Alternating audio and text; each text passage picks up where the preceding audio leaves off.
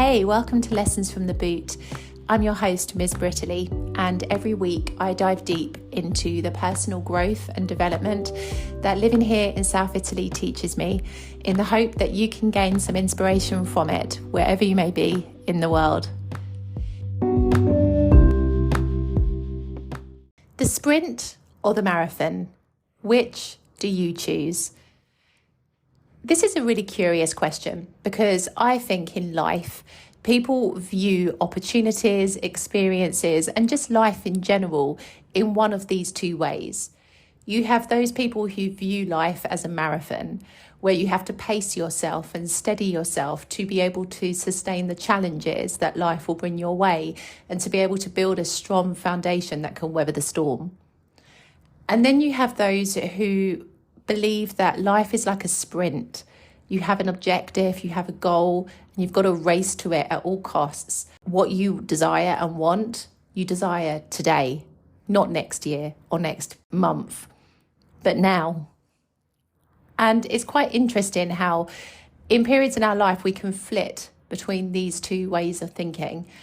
I definitely consider myself to be more of a marathon thinker in terms of really taking my time to build something that has real depth and value, especially if it's something that's really important to me as well. I think there are many aspects of life that you can't rush, and many aspects of life that if it's really truly going to be of value to another person, you need to take your time to develop it. But then I have also found myself getting sucked up into the whole sprint mindset, where especially when it's connected with the growth of my YouTube channel, for example, I will find myself looking at the numbers and the statistics and thinking that I should be further ahead in my journey than I actually am, and wanting this elusive end goal that I'm working towards now rather than in 2 or 3 months' time or even 2 or 3 years' time. And I think it's really interesting to be able to recognize the benefits of having a marathon mindset over those of having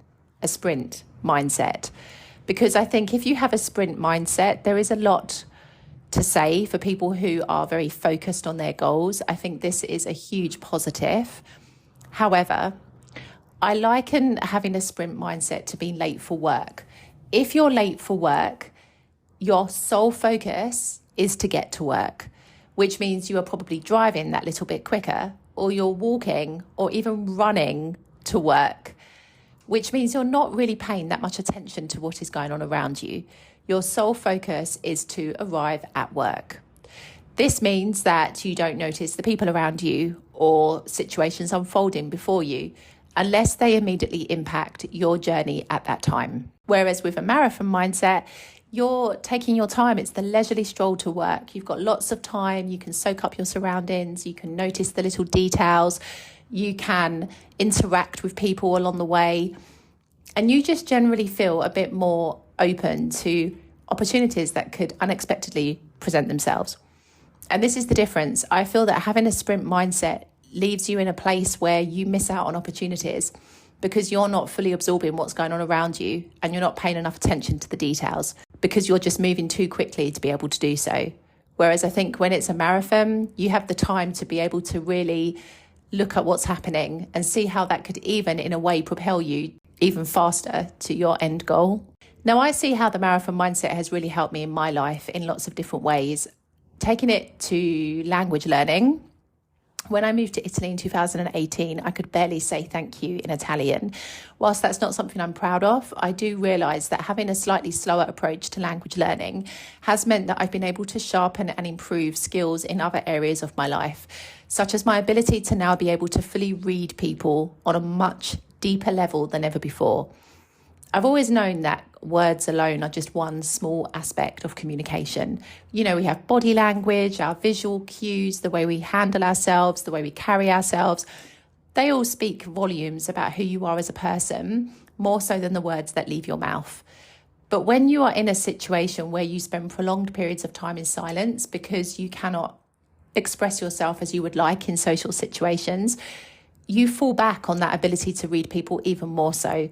And it has meant that now I've got this inner intuition more so than ever before about a person's character, because I can read them on a much deeper level than I could just through words alone. So I am grateful to having adopted a slightly slower approach to learning the language, because it has enabled me to improve that skill, which of course is going to enhance every aspect of my life. But I also notice how, because society has this kind of sprint mindset, if you do things that are perceived to take longer than what society expects, you do receive judgment. I've received a lot of judgment on my YouTube channel to do with how long it has taken me to learn Italian.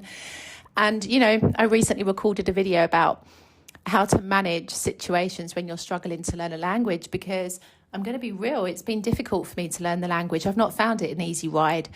And I think, you know, when you don't achieve things with a sprint mindset, you don't achieve things as quickly as people had hoped, it does attract a fair share of judgment. But it is about recognizing that not everything has to be a race.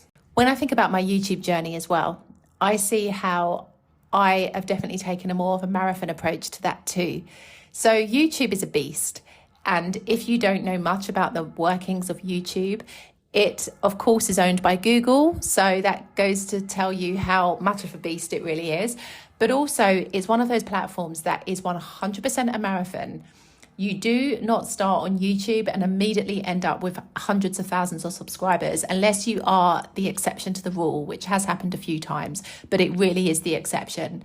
YouTube is a slog. It takes a long time to build momentum, to really develop a community of subscribers, and to really start to make a name for yourself, which is why so many people either don't start the YouTube channel because they perceive the journey to be too long for their sprint mentality, or they quit very soon after starting, because it's something that requires you to have the long-term vision and take small incremental steps, but it's not necessarily going to bring you the immediate dopamine hit that as a society we have become accustomed to.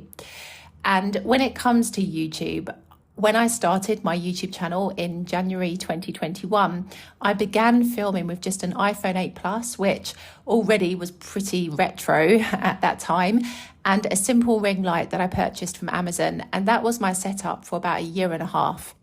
And I do look back at those earlier videos and I do somewhat cringe a little bit, because the audio is a bit all over the place.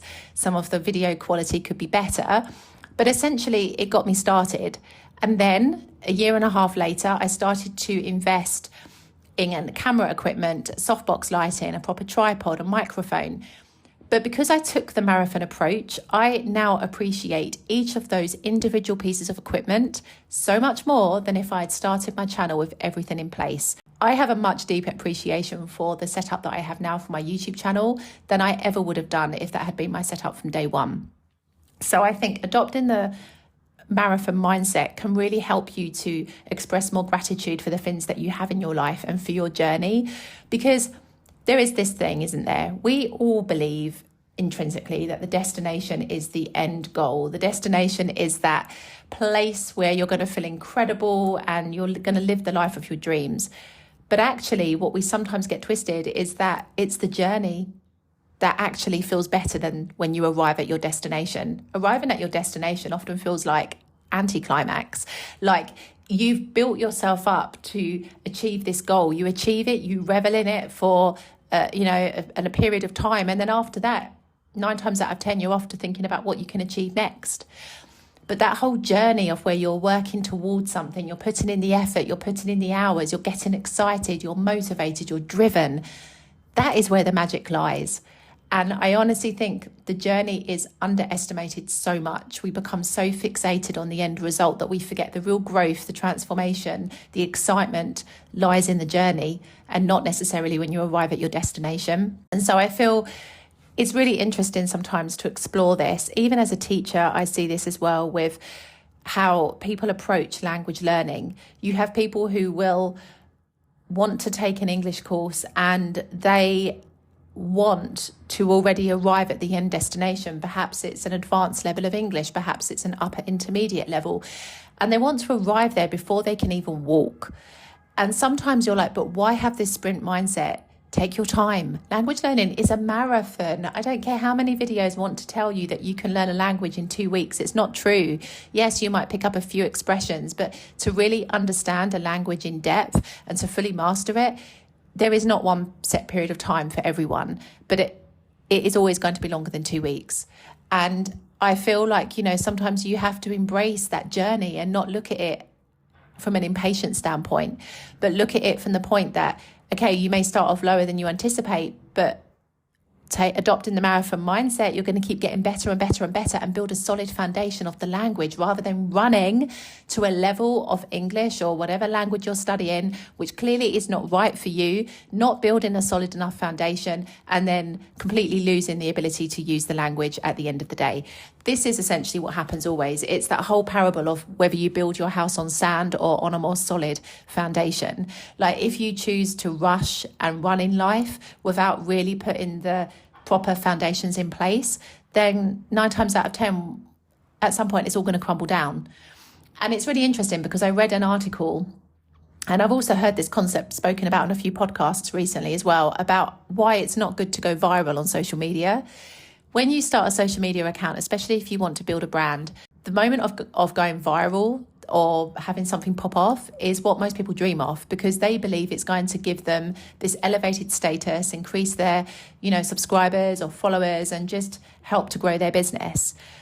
But what people don't realize sometimes is that if you have run to build your business or your brand and you don't have a proper infrastructure or system in place, don't have a proper foundation, if you are lucky to have that moment of virality and something pops off and you are inundated with inquiries, questions, opportunities, if you don't have proper systems in place and you haven't built your foundation, you are not going to know how to manage or deal with those, which means a lot of those opportunities you're going to miss and people are going to leave as quickly as they came. Whereas if you have adopted the whole marathon approach and you've really taken the time to build something that's stable and solid, and that can support you in the good and the bad times, if you do have that moment of virality, you are more likely to be able to really reap the benefits of that opportunity rather than lose out because you didn't have the proper systems in place. So I think in life sometimes it is better to take it a bit slower, not to run all the time. Not everything requires you to move at breakneck speed. Sometimes it's better to be that little bit slower, to analyze what you're doing, to assess, to reevaluate, and then to eventually arrive at where you're at, but with a super strong foundation behind you that means it can sustain you through the good and the bad times. I will see you in the next episode.